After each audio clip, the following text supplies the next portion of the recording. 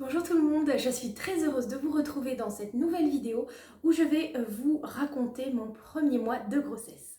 Donc avant de commencer cette vidéo, si vous ne l'avez pas déjà vue, je vous invite à aller regarder rapidement la petite vidéo que j'ai fait il y a 2 ou 3 semaines sur en fait tout l'avant-grossesse parce qu'il y a beaucoup de choses qui se sont passées pendant cette période que vous n'allez pas forcément comprendre si vous n'avez pas vu la vidéo et dont je vais parler rapidement de temps en temps dans celle-ci. Donc après 9 cycles compliqués, de fausses couches et pas mal de difficultés, le 10 juin 2021, j'ai eu la superbe surprise de découvrir que j'étais enceinte. J'ai tout simplement fait un test de grossesse le matin parce que j'avais déjà des petits doutes. Ça faisait plusieurs jours que, étant donné que j'avais fait 2 fausses couches avant, je reconnaissais un petit peu les symptômes qui me disaient que j'étais enceinte. Donc voilà, je voulais pas me donner trop de faux espoirs, mais en même temps, je pouvais pas m'empêcher de me dire que ça avait fonctionné. Et donc dernière petite précision, le mois où ça a fonctionné, le mois où je suis tombée enceinte, j'étais sous traitement pour la première fois. On a essayé un traitement avec mon médecin suite donc aux 2 fausses couches. Et donc je ne sais pas si c'est le traitement qui a fait que ça a marché ou si c'est simplement que cette grossesse-là c'était la bonne, mais en tout cas ça a marché. Donc comme je vous disais, ça faisait plusieurs jours que j'avais un petit peu des doutes, donc en fait à l'approche de la date présumée de mes règles, ce que j'ai fait c'est que j'avais pris rendez-vous dans un laboratoire pour faire une prise de sang parce que vous ne le savez peut-être pas, mais en fait les tests urinaires de grossesse qu'on peut acheter malheureusement parfois peuvent être positifs alors qu'on n'est pas enceinte, et inversement d'ailleurs ils peuvent être négatifs alors qu'on l'est, ce qui fait que j'avais peur d'avoir par exemple un test positif et qu'en fait je n'étais pas enceinte, alors qu'une prise de sang on est sûr à 100% que si elle est positive c'est qu'on est enceinte, et si elle est négative c'est qu'on n'est pas enceinte. Donc ce que j'avais fait c'est que j'avais prévu de faire un test de grossesse et c'était un vendredi, et le vendredi mon chéri travaille. Donc ce que je voulais faire en fait, c'était pour lui faire la surprise de ne pas faire le test quand il était là. Sauf que ce matin-là, quand son réveil à lui a sonné vers 6 heures, j'avais très envie de faire pipi. Donc ce que j'ai fait, c'est que je me suis quand même levée et discrètement, en fait, j'ai fait pipi dans un petit pot parce que les tests urinaires, il faut les faire dans les premières urines du matin. C'est là qu'il y a le plus de chances d'avoir un vrai positif ou un vrai négatif, pardon. Un vrai positif ou un vrai négatif. Donc en fait j'ai fait pipi dans un petit pot que j'avais gardé du laboratoire en me disant voilà, je ferai mon test directement dans les urines du matin euh, et quand il sera pas là, quand je me réveillerai plus tard. Donc je fais ça, je me lève, je fais pipi dans mon petit pot discrètement, je le cache dans les toilettes et puis je vais me recoucher mine de rien. Sauf qu'en fait ce que je savais pas c'est que bête comme je suis, j'ai oublié que nos téléphones étaient connectés l'un à l'autre, ce qui fait que j'avais marqué mon rendez-vous au laboratoire dans mon agenda du téléphone, et que du coup le matin lui quand il s'est réveillé il a reçu une notification prise de sang à 9 h, voilà, au laboratoire. Donc quand il est parti au boulot il me dit toujours, il me fait toujours un bisou avant de partir et il me dit mais t'as pris rendez-vous au laboratoire Et je dis oui oui, c'est juste pour vérifier si le traitement a fonctionné. Enfin je sais plus ce que je lui ai dit vite fait comme ça, mais j'étais dégoûtée parce que je voulais lui faire la surprise. Donc voilà, bref, il part au travail, moi je me rendors, et puis vers 8 h, un truc comme ça, je me lève, je travaillais pas ce jour-là moi, donc je me lève, et puis je sais pas pourquoi, j'avais un mauvais pressentiment. Je me suis dit, je- ça va être négatif, je vais être déçue parce que j'avais déjà fait plein de tests, ça faisait donc 9 cycles, donc 9 mois que j'essayais d'être enceinte, et des tests de grossesse j'en ai fait beaucoup et je vous avoue que des positifs j'en ai pas eu beaucoup. J'ai eu beaucoup plus de négatifs que de positifs, donc j'avais très peur d'être déçue, et en fait je voulais absolument filmer ma réaction quand j'allais découvrir le test. Donc ce jour-là, je me suis dit bon allez, je lance la caméra, mais franchement j'y croyais pas. Donc je trempe le test dans le petit pot de pipi, je pose le test parce qu'il faut attendre 3 minutes avant de lire le résultat.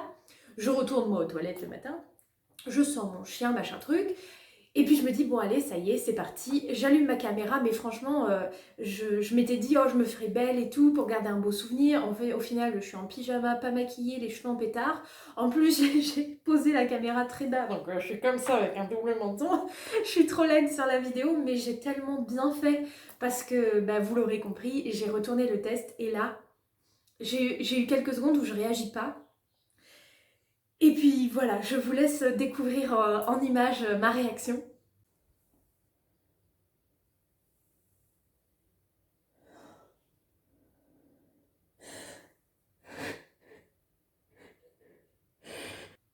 Donc là, comme vous pouvez le voir, un déferlement d'émotions intense parce que voilà, j'y croyais vraiment pas et du coup la surprise a été encore plus belle de découvrir que c'était positif. Surtout que la barre était très fine mais quand même plus visible que les autres que j'avais déjà pu faire. Donc voilà, super contente, je m'empresse de me préparer parce que du coup j'avais rendez-vous au laboratoire pour faire une prise de sang. Je vais à la prise de sang, ça s'est super bien passé, par contre j'ai eu un bleu de malade. Et puis la journée passe et tout. Pour une fois, en fait d'habitude mon chéri ne travaille que le matin le vendredi. Et là pour une fois il travaillait jusqu'à 15 h je crois. Donc j'attends les résultats et là à peut-être 15 h, non un petit peu avant quand même, 14 h je dirais, à 14 h, je reçois un mail du laboratoire, vos résultats sont disponibles. J'ai foncé sur mon ordinateur pour consulter les résultats en ligne et là je vois positif. J'avais 50 UI. Donc en fait, si vous voulez, dans mon laboratoire, pour être positive, il faut avoir plus de 10 UI. Donc là, 50, c'était très positif. Donc voilà, hyper heureuse, soulagée. J'ai foncé au Leclerc en fait parce que je voulais faire une petite boîte surprise pour mon chéri pour lui annoncer quand il allait rentrer du boulot. Et du coup, ce que j'ai fait, c'est que je suis allée acheter des petites chaussettes où c'était marqué j'aime maman, j'aime papa. Et j'ai mis tout ça dans une petite boîte avec les tests de grossesse. Et j'ai rangé toute la maison, j'ai tout nettoyé et tout. Et je l'avais posé dans la cuisine en me disant bah tiens, je vais dire à mon chéri, tiens t'as vu, regarde, j'ai tout bien nettoyé pour l'amener jusque dans la cuisine et qu'il voit la petite boîte qui était posée sur la table. Et donc il rentre du boulot et puis il reste un petit peu dans l'entrée parce que en gros notre salon et notre cuisine sont en forme de L, ce qui fait que depuis l'entrée il pouvait pas voir la cuisine. Donc j'ai fait comme je vous disais, tiens regarde, t'as vu, j'ai tout nettoyé, j'ai fait le ménage, machin. Donc il s'approche et puis je vois du coin de l'œil, alors je l'ai filmé aussi, je verrai avec lui s'il est d'accord ou pas pour que je mette la vidéo.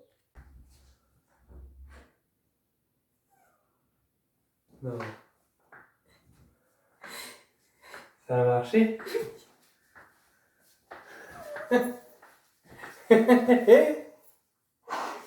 Ah, c'est trop bien, mon bébé. Et voilà, il était super heureux, il a tout de suite compris quand il a vu la boîte, il y croyait pas non plus parce que ben voilà, c'était le premier mois avec un traitement.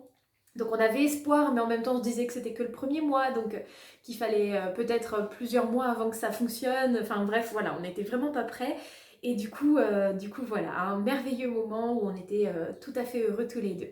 Donc ensuite, ce que j'ai fait, c'est que pour éviter les mauvaises surprises, parce que parfois on peut avoir une prise de sang qui est positive, et puis au final faire une fausse couche très précoce comme moi j'avais déjà fait 2 fois, et en fait le taux redescend très rapidement et malheureusement on perd le bébé.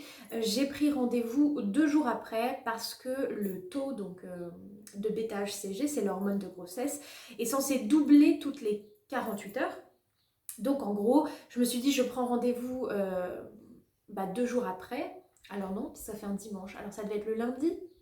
Donc c'était le lundi. Je prends rendez-vous le lundi pour avoir une deuxième prise de sang pour être sûre que mon taux avait bien doublé.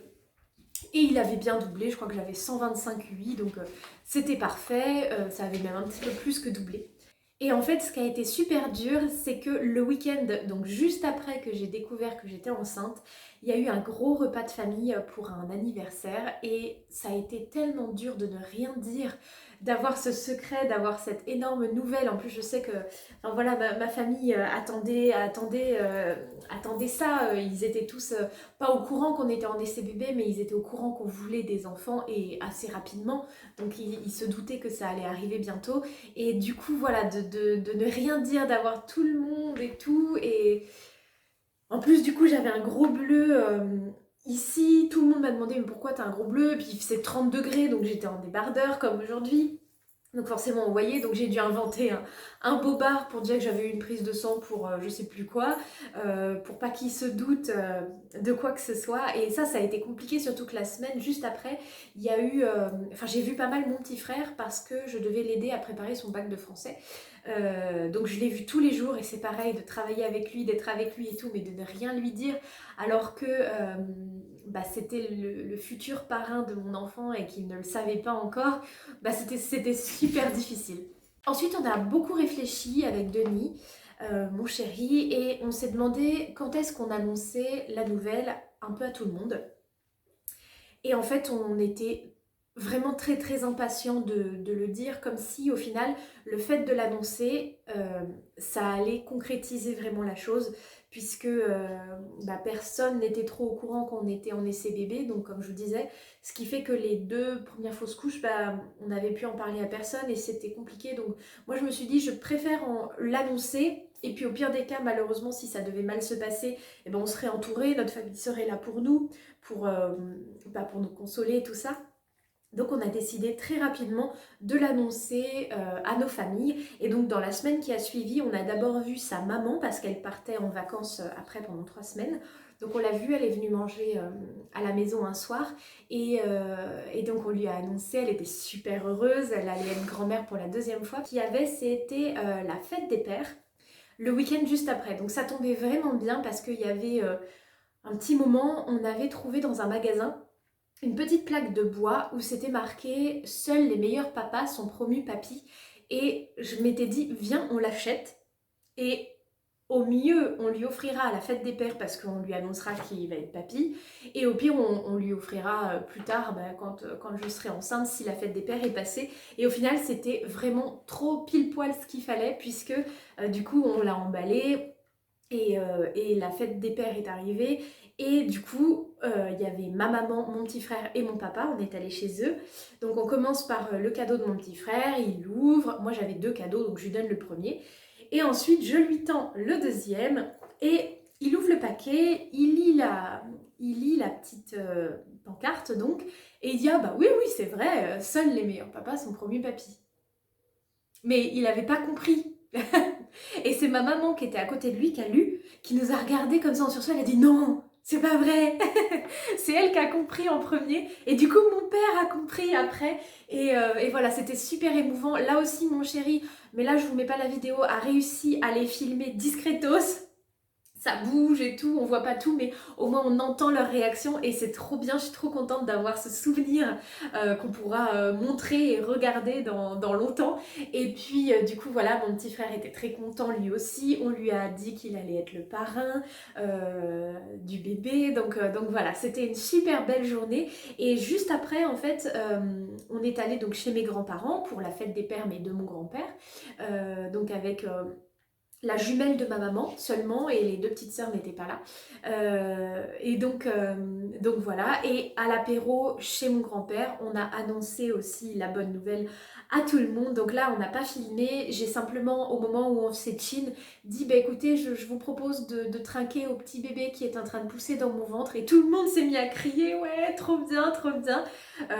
Et voilà, et du coup, on a aussi appelé en visio donc les 2 petites sœurs de ma maman et de sa jumelle, qui sont également jumelles, pour leur annoncer à ce moment-là. Et pareil, elles ont pleuré, elles étaient très contentes, elles pouvaient juste pas être là à ce moment-là malheureusement, mais voilà, c'était des annonces vraiment superbes. Et la dernière qu'on a fait, c'est donc à Margot, ma belle-sœur, et on lui avait dit de passer à la maison pour faire une vidéo avec moi. Et du coup, je branche la caméra comme si de rien. Et du coup, avec mon chéri, moi j'avais William dans les bras et j'ai dit à William, mon petit neveu de 3 ans, bah écoute William, tu vas avoir un petit cousin. Et William, avec tonton, on voulait te dire que tu vas avoir un petit cousin. C'est vrai? Tata a un bébé dans son ventre. Un bébé là, dans mon ventre. Oui. Margot, elle a eu du mal à comprendre sur le moment et puis après elle a compris et on lui a donc aussi annoncé qu'elle allait être la marraine du bébé. Tout ça c'était les annonces principales parce qu'après il y en a eu d'autres bien sûr à nos amis tout ça, mais on a fait ça au fur et à mesure des mois, on a juste vraiment annoncé la nouvelle à la famille proche assez rapidement, je vous dis dans les 2 semaines qui ont suivi la découverte de ma grossesse, donc jusqu'à la fin du premier mois on l'avait annoncé à notre cercle familial proche on va dire. Alors ensuite, toujours un petit peu chronologiquement, ce qu'on a fait, c'est que assez rapidement, j'ai pris rendez-vous avec une sage-femme que j'avais déjà vue pendant les essais bébés, qui est adorable et qui est en fait à 3-4 minutes de chez moi, donc c'est vraiment pratique. C'est une sage-femme libérale, donc elle ne peut pas faire d'échographie, mais par contre elle peut faire tout le reste. Et du coup, j'ai pris rendez-vous, mais ce rendez-vous, enfin j'ai pris rendez-vous pendant mon premier mois, mais je n'ai eu rendez-vous que le premier jour de mon deuxième mois, donc je vous en parlerai dans la vidéo du deuxième mois de tout ce qui s'est passé. Et elle m'a également du coup au téléphone dit de prendre rendez-vous pour une échographie de datation, parce que avec le traitement et puis les fausses couches, etc., j'avais des cycles qui étaient un petit peu aléatoires et pas forcément très réguliers, ce qui fait qu'on ne pouvait pas dater précisément le début de ma grossesse, donc il fallait une échographie de datation. Et donc ça c'est pareil, j'ai pris rendez-vous pendant mon premier mois, mais l'échographie a eu lieu dans mon deuxième mois. Et donc la dernière chose que j'ai fait dans ce premier mois, c'est que je suis allée à la pharmacie pour acheter de la crème anti-vergeture parce que je voulais vraiment commencer très tôt. Je sais que c'est même un peu trop tard en fait quand on commence et qu'on est déjà enceinte. Il vaut mieux en mettre même pendant les essais bébés, etc. Donc moi je l'avais fait, mais c'était pas de la crème anti-vergeture, c'était de la crème hydratante.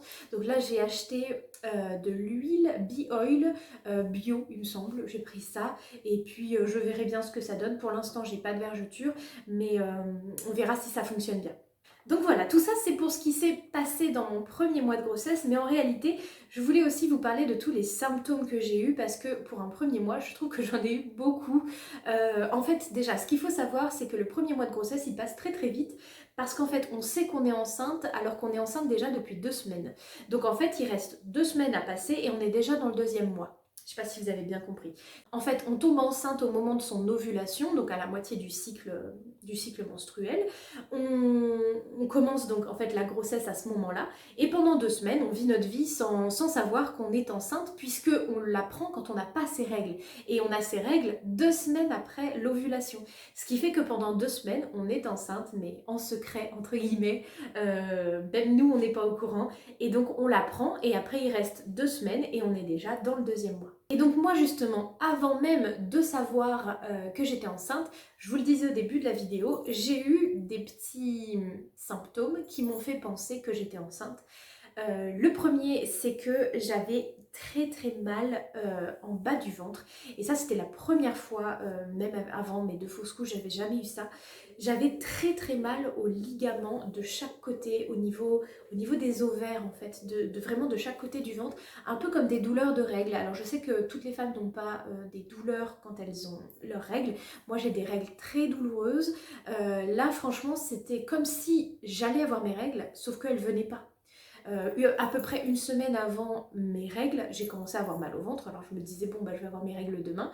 Puis le lendemain toujours pas mes règles, donc je me disais bon je vais les avoir demain. Et puis le lendemain toujours pas. Et ainsi de suite, ainsi de suite, ainsi de suite. Et puis au final c'était pas ça, c'était déjà en fait le petit embryon qui s'était implanté et qui commençait à se développer. Et du coup ça commençait déjà à tirer sur les ligaments pour que en fait l'utérus puisse prendre sa forme et sa taille future. Donc ça c'est vraiment le premier truc que j'ai eu et je me souviens même qu'une fois on est allé se promener avec Odin, mon chien, et on a fait une grande balade et en plus on s'est paumé, il faisait super chaud et du coup ça a duré 3 fois plus longtemps que ce qui était prévu.